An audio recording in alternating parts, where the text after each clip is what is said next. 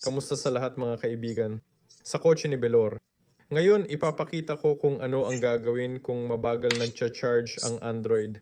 Kadalasan, ang mabagal na charging ay hindi problema sa telepono mismo kundi sa charger. Palitan mo ang cable o ang adapter o pareho para masiguro na walang problema sa charger. Susunod, suriin ang kalinisan ng iyong port gamit ang flashlight. Tingnan mo kung may nakikitang dumi o kalawang doon. Ganyan. Pero maaari ring may sira na hindi mo nakikita sa mata mo, di ba? Pero makakaapekto pa rin ito sa bilis ng pagcha-charge. Sa settings ng telepono, may function din para sa fast charging.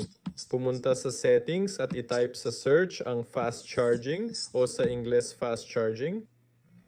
Hindi ito available sa lahat ng phone.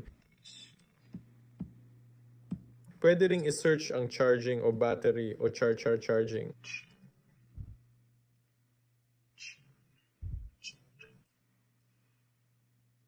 Ayan, battery. Battery. Pwede ring tingnan dito at suriin dito. Dito makikita ang optimized charging at pwede mo itong i-on o i-off. Ako si Belor, paalam sa lahat.